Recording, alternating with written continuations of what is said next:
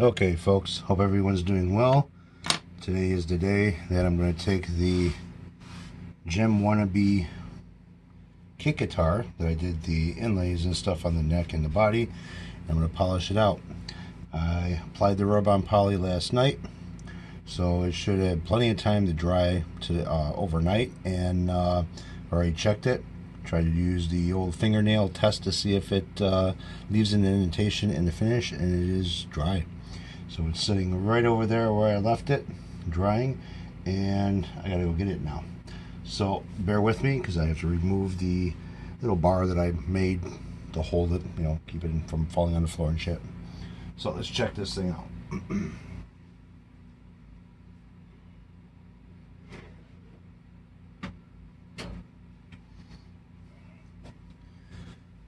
Alright, so far, like I said, it's been drying. And I went over a little bit just on the top to see what was going on, if there's any air bubbles, any pits, any type of dust that fell on top of this thing. And I gotta say, as far as the top goes, came out pretty nice. Now, I have not touched this with any type of a rubbing compound or anything else as far as polishing this thing up goes. This is straight out of the bottle onto a piece of paper towel and wiped onto the body of this guitar. So let me get this out of the way so I don't drop it or do anything with it.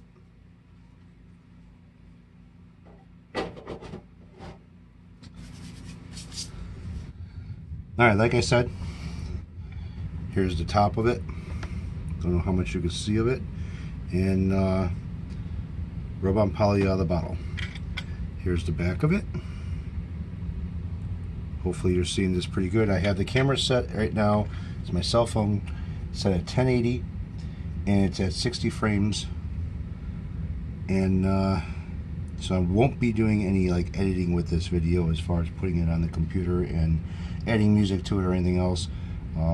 Because let's see, if I tell the computer's program that it is 60 frames a minute, which means basically, or 60 frames per second, I can't remember how that is, which basically if I check the file itself, it's going to be like 59 point whatever, and it's going to bitch.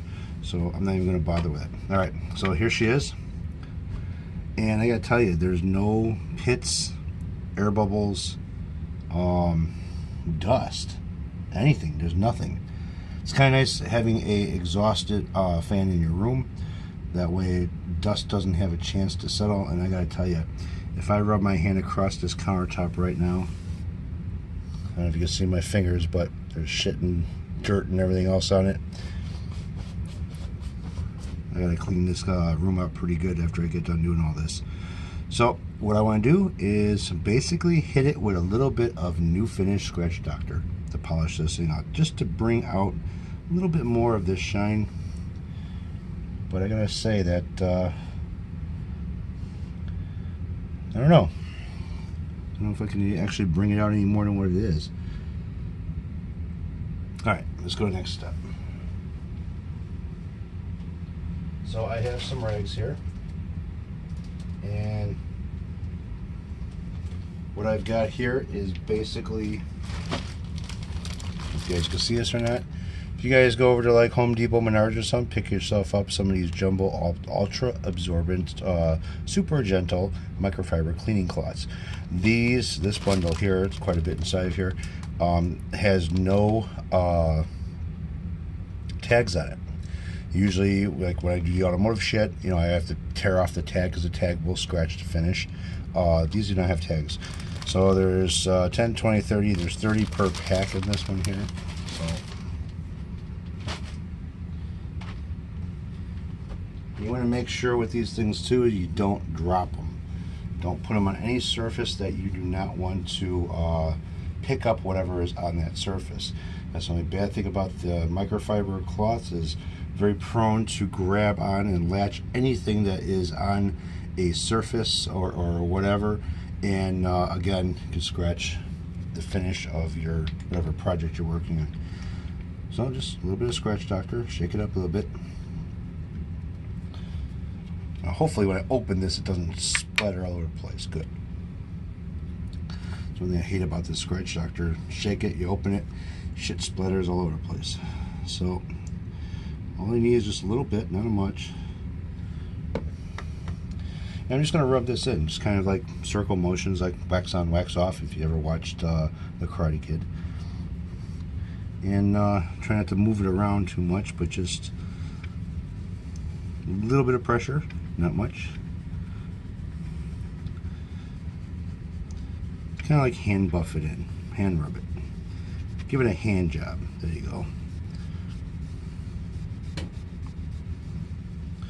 Now usually when we're doing like buffing and shit like that for automotive stuff, the last process is basically a foam pad with a hand glaze, or just the hand glaze and cloth like this, and we call it good. Helps remove any swirl marks or whatever too, but I kind of like this because I don't have to use a buffer on it and make a goddamn mess. When you're using a buffer on a guitar, regardless if it is the big disc that you would have that's vertical and just spins, or if you're using, like what I use, a hand buffer, a little air tool, it gets in all the cracks and everything else and shit. It's a bitch to wipe all that crap out. Doing it this way, I don't have to worry about that. I polished it in a little bit. Now, rub-on poly is not as durable as, say, a spray-on lacquer. It is not as durable as the glaze coating, but it does make a nice. It's a nice finish. Actually, this is coming out very nice. Does make a nice finish though.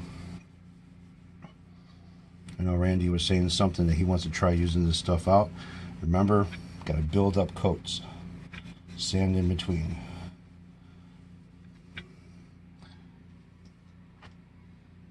And I gotta say that this is not what I expected. I expected actually worse. You know, some have problems, issues, you know, dust, hair, fuzz. I mean, we got a cat over here, so I'm sure there's probably like little hair in the air. You know, I had a beard. I kind of gave myself a haircut and shaved today, so I don't have a beard no more. But you know, pieces of your own hair getting into this. This worked out pretty damn good.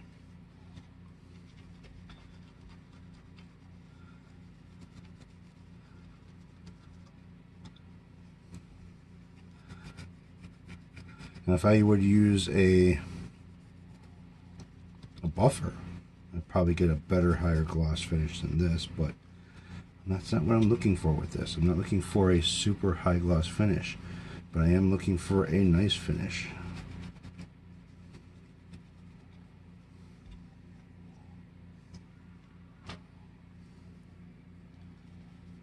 No need to level sand this, no need to do anything.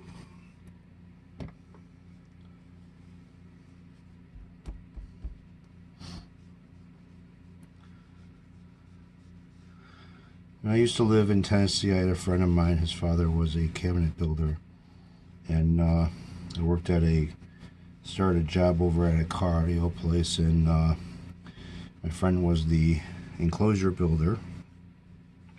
I did a lot of the wiring and fabrication work, custom interior and shit, and I watched this guy's father build cabinets and how he did it. I tell you, you know, the finishes that they use on cabinetry, you can probably use the same shit on guitars. Well, rub-on poly. Make sure you get Polly's permission before you start rubbing on her. She may not like it. Could end up like all these other idiots and assholes that are on TV now. Oh, he touched me, or he did this. You know, that's the one thing I can't believe. After all these fucking years, now you have all these people coming out of the woodwork saying, this one did this to me and that one. It's like, you know,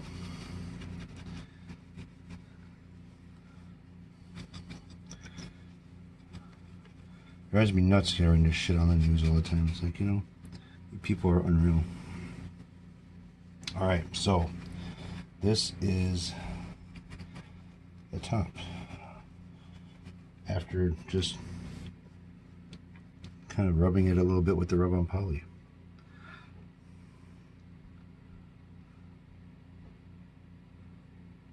And using the scratch doctor on it. Probably should do the back first. Let's see which rag has the shit out of here. Oh, this rag's got the... Now I'm not getting any finish or color or anything on the rag, so that's telling me that I didn't go through any of this finish, or there's no real thin spots of the rub-on poly to where, you know, I'm starting to rub out the color out into the rag. So again, I'm not trying to get a real high gloss finish out of this, but I do want to have a nice finish. So I guess, Randy, if you're watching this video and you were saying something that you wanted to try this on an acoustic guitar, well, here's what your outcome is going to be, buddy. And hopefully you like it. Now, I just put a little bit on this rag, and I'm doing the whole body with the one drop that I put on here. I'm not really doing too much, you know, rub on, rub off. Kind of like the old Karate Kid thing. Kind of going back and forth, different directions, and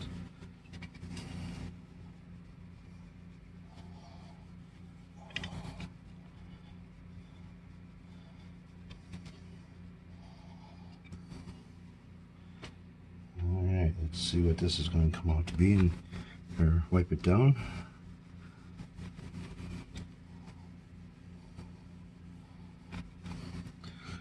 Like I said, if you got a clean room, which I wouldn't say this room is all that clean because of all the sanding and cutting out these inlays and everything else that I was doing in here, but it's not too bad.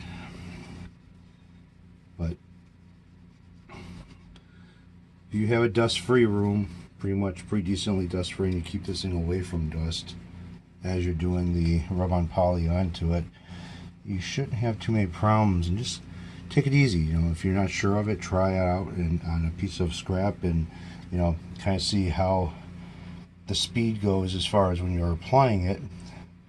What it's going to do if you go too fast, if it's going to make too many bubbles. And you don't use a lot on the rag either. That's what sucks about this shit too, is it absorbs into the wood before it starts putting a layer on it. Kind of like the True Oil thing. It's kind of like that. Alright, Randy. So if you're watching this, this is rub-on poly on a stained piece of wood. This is about 20 to 25 layers of rub-on poly. And you know what? I'm not really going to do, the sides don't look all that bad as far as I can see. They don't feel bad at all. So I'm not even going to bother polishing them out. Now I got my grubby hands on it. So here's what let's find someplace to grab this thing. The inside of the horns look like. They're not too bad. Here's the top.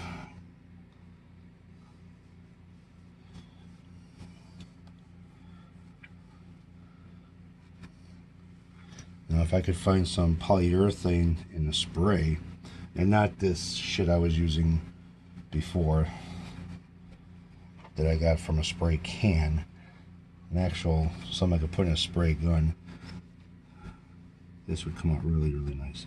I'm happy with the way this has turned out. I am not doing no more to it. Now to go to the next step and basically put the damn thing together and move on to the next project that I want to do or try to do, and possibly work on the other kick guitar that I just got that I haven't done. Nothing's been sitting in the box. Now I don't know if I'm going to shield these guys or not. Not too sure about if I'm going to do it, because the pots that came with the Dragonfire kit, the pick guard, are a lot bigger of a pot than the stock ones that were in this guitar. So I think one of them was kind of like not rubbing, but it's kind of real close to the sidewall over here. So if I end up shielding this and end up, you know, the pot touches it and grounds itself out or something, I could have a problem, and I don't want that problem. So that's all she wrote for now. Turn this thing around the other way. So I would say, yeah, rub on poly. Not just for sandwiches. Kind of an inside stupid joke, but alright, that's it. I'm done. Off to the next step. Get this video up on YouTube, and then start working on putting this thing together. Again, I'm not too sure if I'm going to shield this or not. Didn't have a problem before with any type of funky noises or interference or anything with the stock setup that was inside this thing, with came with the kit. I do, however, have a new Floyd Rose for it, instead of using the crappy one that this thing came with, which I don't know what happened to it. It was around here someplace. I'm sure I'll find it. Alright, that's it. Take care, guys. Have a good one. And I have to go pee.